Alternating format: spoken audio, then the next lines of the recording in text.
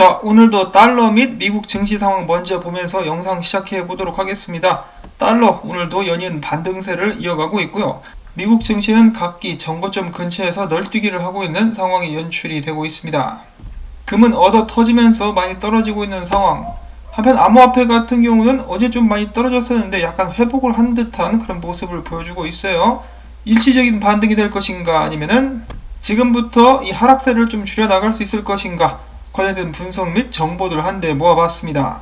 자, 오늘의 첫 번째 소식은 국내 암호화폐 투자자분들로부터 엄청난 호응을 얻고 있는 프로젝트죠. 클레이튼에 관한 것입니다. 신한은행도 이더리움 대신에 클레이튼을 택했다. 닥터론 블록체인을 적용하게 될 것이라고 발표가 나온 것인데요. 자, 신한은행이 해치랩스의 기업용 디지털 자산 지갑 솔루션인 헤네시스 월렛을 통해서 클레이튼 생태계에 합류하게 되었다고 합니다. 자, 신한은행 같은 경우는 지금까지는 이더리움을 기반으로 한 블록체인 서비스를 활용을 했었는데, 이제는 카카오의 블록체인 개발사 그라운드X의 클레이튼을 사용하게 될 것이라고 하네요.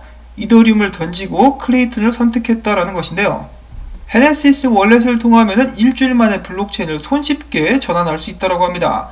신한은행의 닥터로는 의사직군을 대상으로 제공하는 대출 상품이라고 하네요. 자, 그 다음에 어제 페이스북 암호화폐 프로젝트인 DM을 격렬하게 비난했었던 프랑스 같은 경우 앞으로 암호화폐 거래 전면 규제에 나서게 될 것이라고 합니다. 그 이유는 바로 지난 9월 프랑스 재무부가 테러 자금 조달에 비트코인이 쓰인 것을 알게 되었기 때문이다 라고 하는데요. 그래서 그들은 이 테러 자금 조달을 막겠다, 이 프랑스 내에서 모든 암호화폐 거래에 고객 인증 의무를 부과하고 관련 사업자들은 라이선스를 무조건 취득해야 된다는 법령을 시행할 것이라고 합니다. 자, 과연 테러 자금을 조달하는데 암호화폐만 쓰였을까? 제가 봤을 때는 법정화폐가 더 많이 쓰이지 않았을까 하는 생각이 드는데, 아무튼 그렇다라고 하네요. 자, 그럼에도 불구하고 페이스북의 데이비드 마커스 같은 경우는 DM과 노비, 이 지갑과 암호화폐를 내년 중에 출시할 계획을 가지고 있다고 합니다. 이 계획이라기보다는 희망한다라고 이야기를 했어요. 스위스 쪽으로부터 먼저 허가가 나야 출시를 하게 될 수 있을 것이라고 생각해 볼 수가 있겠습니다. 자, 그 다음에 지나가다가 어떤 사람이 이더리움 사토시 차트를 올렸길래 살포시 가지고 와봤는데요. 삼각수렴에서 위로 뚫고 나온 모습을 보여주고 있습니다. 그러면서 조심스럽게 매수 시그널이 떠있네요. 자, 그 다음에는 크립토닷컴 앱에서 앞으로 쿠사마 입출금이 지원되게 될 것이라는 소식이 나왔었고요. 그 다음에는 비트페이 블록체인 결제 제공 업체가 미국 은행 기관에 우리도 국립은행이 되고 싶다라면서 설립 신청 서류를 제출했다고 합니다. 자, 점점 암호화폐 업계와 전통 금융업계가 중간에서 만나려고 하는 모습들이 여기저기서 보여지고 있는데요. 기존의 은행들 역시 지속적으로 암호화폐 업계에 뛰어들고 있는 모습이 보여지고 있습니다. 얼마 전에 잠깐 힌트를 줬었던 스탠다드 찰터드 같은 경우는 암호화폐 커스터디, 이 수탁 사업인 조디아를 발표를 하게 됐다고 하네요. 그들이 수탁 서비스에서 지원하게 될 암호화폐 목록에는 5개가 있는데, 이더리움, 비트코인, XRP, 라이트코인, 비트코인 캐시를 가장 먼저 지원하게 될 것이라고 합니다. 자, 내년에는 더욱더 많은 은행들이 암호화폐 관련 사업에 뛰어들게 되지 않을까라고 생각을 해보는데요. 기존에 암호화폐를 깔고 뭉개었던 미국의 대형 투자 은행들 역시, 그리고 은행들 역시 비트코인과 암호화폐에 대해서 지대한 관심을 지속적으로 보여주고 있습니다. 이 웰스파고 같은 경우는 암호화폐 관련된 거래를 하면 계정을 정지시키는 그런 조치까지 취했었던 양아치 은행으로 알려지는데요. 이번에 그들은 비트코인이 올해 최고 실적을 거뒀다, 주목할 만한 자산이다라고 칭찬까지 했다고 합니다. 또한 그들은 입장을 바꾸면서 암호화폐를 더욱더 광범위한 미래 투자 방안으로 보는 것에 대해서 낙관적인 입장을 드러냈는데요. 그들은 12년 동안 지속되는 일시적인 유행은 없다, 비트코인이 12년 동안 살아남은 것은 우연이 아니다라고 이야기를 하면서 암호화폐는 변동성이 크지만은 주목할 만한 자산이다라고 이야기를 했으며, 마치 이는 투기에 가까웠었던 1850년도 골드러시 초기 모습과 유사하다라는 지적을 남겼습니다. 이렇게 하면서 은근히 얘네들도 발가락 담그려고 생각을 하고 있겠죠. 어쩌면은 준비가 이미 끝났을지도 모르겠습니다. 자, 그 다음에는 모건 스탠리에서 이야기를 합니다. 비트코인이 달러를 대체할 수 있는 잠재력을 갖고 있다. 자, 이건 좀 무리수가 아닌가 싶은데, 아무튼 이렇게 이야기를 하면서 특히 전세계 중앙은행들은 올해 암호화폐 붐을 무분별한 화폐 발행에 대한 경고로 받아들여야 된다라고 이야기를 했습니다. 이미 경고로 받아들였죠. 경고라기보다는 위협으로 받아들이고, 어제 재무장관 회의에서도 약간 의견이 나왔듯이 강력하게 암호화폐를 규제하겠다라고 밝혔습니다. 그럼에도 불구하고 금지는 시킬 수가 없습니다. 저도 최근에 라울팔 인터뷰를 봤는데 라울팔도 그 부분에 대해서 이렇게 이야기를 하더라고요. 인도 같은 경우도 중국 같은 경우도 비트코인을 금지하려고 했었는데 결국 실패했다. 규제는 나오겠지만은 금지하는 것은 이제 힘들지 않을까라고 의견을 나눈 것을 들었고요. 자, 그 다음에 이어서 JP 모건에서 이야기를 합니다. 금이 비트코인 때문에 고통을 받을 것이다. 지난 10월부터 금 시장에서 유출된 대규모 자금 중 일부가 비트코인으로 유입됐다. 최근 기관 투자자들이 암호화폐 투자에 대한 긍정적인 입장을 보이고 있으면서 이와 같은 상황은 장기적인 추세로 발전할 수밖에는 없다라고 이야기를 한 것입니다. 이제 시작이다라고 이야기를 하고 있는 것인데 실제로 금과 비트코인, 인플레이션 해지 수단으로서 각광을 받고 있는 두 개의 자산이라고 볼 수가 있겠는데요. 사람들이 확실히 이 금을 사려고 했다가 비트코인이라는 것에 대해서 알고 나서 그리고 수많은 억만장자들이 비트코인에 투자를 하고 있다는 것을 듣고 나서 금에 넣을 돈을 좀 쪼개가지고 비트코인에 넣는 것이 사실입니다. 그러니까 이런 사실을 알고 있는 피터 시프 같은 경우는 그냥 아예 발광을 하죠. 금 가격이 올라야 되는데 비트코인 가격이 올라가니까 아주 미치고 환장하고 있는 그런 모습을 계속해서 보여주고 있습니다. 자, 그리고 얼마 전에 미국 통화감독국 청장이 나와가지고 비트코인은 금지되지 않을 것이다 라는 발언을 한 것에 대해서 제가 그러면은 레이 달리오도 자신의 의견을 선회할 수 있겠다라는 말씀을 지나가면서 드린 적이 있었는데요. 실제로 레이 달리오는 최근에 이렇게 이야기를 했다라고 합니다. 비트코인이 금과 비슷한 대체의 자산으로서 자리를 매김한 것 같다. 그는 최근에 무엇이든지 물어봐 시간을 통해 가지고 비트코인은 금과 다른 부의 저장 수단에 대한 다각화 역할을 할 수 있을 것이다. 주식 등 공급이 제한되어 있고 유동성이 있으며 부의 저장 역할 수단을 할 수 있는 자산을 포트폴리오에 포함시키고 다양화하는 것이 중요하다라고 이야기를 한 것인데요. 저는 개인적으로는 레이 달리오가 이렇게 자신의 의견을 수정하는 것이 이제 굉장히 존중받을 만하다라고 봅니다. 워렌 버핏 같은 사람들을 보십시오. 이 고집불통에다가 남의 말을 절대 안 듣죠. 그런데 레이 달리오 같은 경우는 좀 알아보고 세상의 흐름을 듣고 나서 의견을 수정을 했습니다. 자, 물론 그럼에도 불구하고 아직 비트코인보다는 금을 더 선호한다라고 이야기를 하긴 했지만요. 뭐 언젠가 이런 부분도 바뀔 수 있지 않겠습니까? 그 모든 것은 비트코인의 채택률에 달려있지 않나라고 한번 생각을 해봅니다. 자, 그 다음 소식은 그레이스케일에 관한 것인데요. 그들은 이번에도 비트코인 516개를 추가로 매입을 했다라고 합니다. 자, 그리고 그레이스케일이 이렇게 지속적으로 비트코인을 매입하는 것에 대해서 중국계 대형 채굴업체죠. 비트시탑의 창업자는 이렇게 이야기를 했는데 그레이스케일이 이런 식으로 비트코인을 지속적으로 매입하는 것에 대한 효과는 6개월 후에 나오게 된다.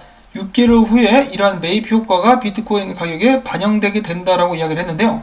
이 중간에 읽어볼 만한 내용들이 있긴 한데 너무 길어가지고 저는 생략을 하겠고 왜 6개월이 걸리느냐 그것부터 말씀을 드리자면은 그레이스케일 같은 경우는 유통시장에서 직접 비트코인을 매수하는 순매수 형태가 아니기 때문에 이런 방식은 보통 6개월간의 락업 기간이 존재한다. 그래서 시세에 영향을 미치는 데에도 같은 유예 기간이 존재한다라고 이야기를 한 것입니다. 자, 과연 앞으로 몇 개월 후에 비트코인 가격이 다시 한번 크게 오를 수 있을 것인지 지켜보도록 하겠고요. 그 다음에는 비트코인 시장에 일찌감치 발을 담궜었던 피델리티 디지털 에셋이 비트코인 담보 현금 대출 사업을 계획했다고 합니다. 근데 이미 이런 사업을 하고 있는 회사들이 많이 있죠. 블록파이도 그렇고 넥소, 셀시어스 등은 이미 이런 사업을 진행하고 있는데 이제는 피델리티도 여기에 뛰어들게 될 것이라는 소식이 나왔고요. 그 다음에는 비트코인 분석을 보는 시간으로 넘어가 보도록 하겠습니다. 자, 이제 비트코인이 한 2,000달러 정도 급락을 하는 모습을 보여줬었는데 그 전에 대략적으로 약 2억 7,800만 달러 규모의 비트코인이 암호화폐 거래소로 유입되었다라고 센티멘트는 밝혔습니다. 그들은 이야기하기를 최근 콜드 월렛에서 거래소로 이체되는 비트코인 물량이 급증했었던 부분 등을 고려하면 이번 하락은 사실 예측이 가능했었던 부분이었다라고 이야기를 했습니다.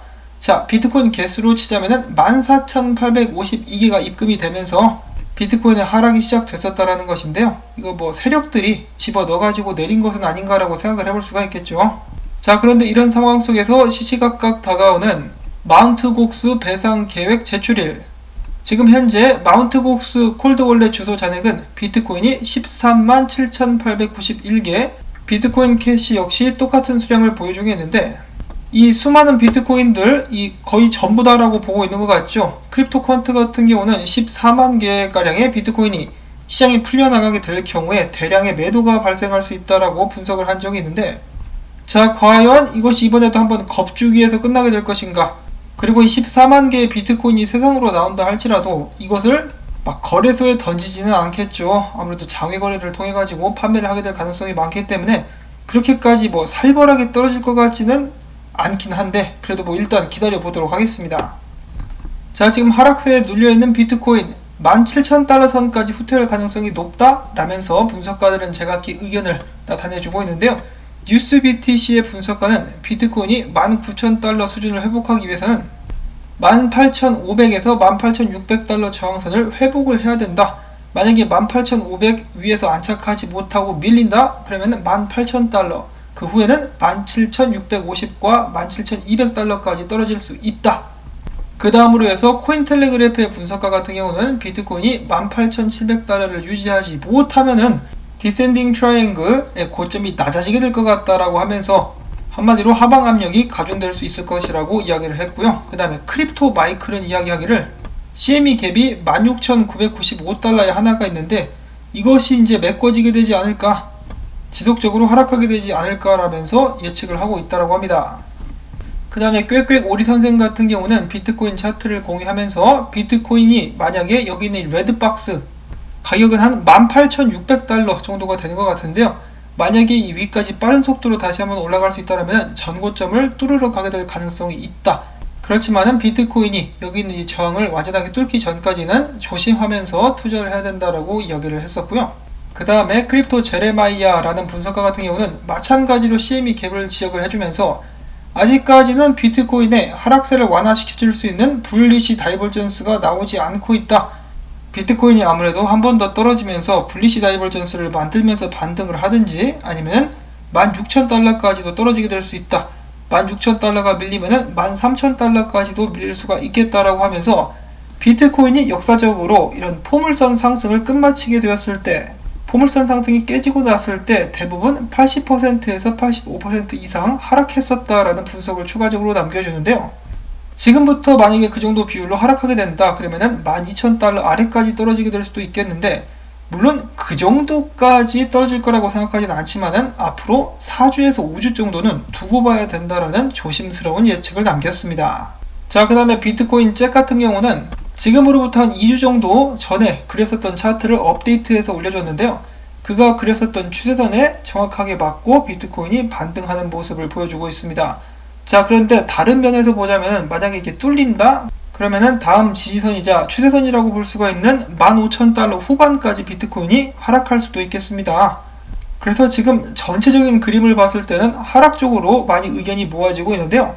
그렇지만 만약에 비트코인이 빠른 속도로 18,600달러, 700달러까지 뚫고 올라와서 안착을 하게 된다 그러면은 다시 한번 전고점을 향한 돌진을 예상해 볼 수가 있다고 합니다. 그래서 무턱대고 올라갈 수 있거나 떨어질 수 있다라는 말이 아니라 이 저항을 뚫는지 안 뚫는지, 뚫고 안착할 수 있는지, 안착하는 척 하면서 떨어지는지를 잘 확인을 해야 그 다음 방향성을 예측할 수 있겠다라고 해석을 해볼 수가 있겠죠. 자, 그런데 충격적이게도 지금 현재 암호화폐 시장의 심리 상태는 아직까지도 극단적 탐욕 단계에 머물고 있습니다. 한 2,000달러 정도 훅 떨궜었는데도 아직도 탐욕이 가시질 않고 있죠. 만약에 어제 하락이 세력들의 개미 털기였었다라고 생각을 해본다면은 CR도 안 먹혔다라고 볼 수가 있겠습니다. 개미들은 아주 강력하게 달라붙어 있는 상황, 발에 본드를 바르고 비트코인에 찰싹 붙어 있습니다. 자, 과연 비트코인은 앞으로 어느 방향으로 움직이게 될 것인가? 자, 마지막으로는 비트코인 짤 하나 보도록 하겠는데요. 홍콩의 벽화라고 볼 수가 있겠죠. 제네시스 블록인지 블랙인지 여기서 광고를 하고 있는 모습이 보여지고 있는데요. 영화 300의 패러디, 이 광기의 눈이 비트코인으로 뒤덮여 있습니다. 그러면서 존버라고 외치고 있죠. 자, 과연 이 300의 용사들처럼 여태까지 잘 버텨온 비트코인 홀더들은 영광의 순간을 맞이할 수 있을 것인가? 부디 그렇게 될 수 있기를 바라면서 오늘 영상은 여기서 또 마무리를 짓도록 하겠습니다. 오늘 나왔었던 이런저런 소식들 여러분들께 좀 도움이 됐다 싶으시다면은 오늘도 텐트 치고 토마토밭 옆에서 존버하기 여러분들께 부탁을 드리면서 저는 다음에 새로운 소식 가지고 인사를 드리겠습니다. 안녕히 계십시오.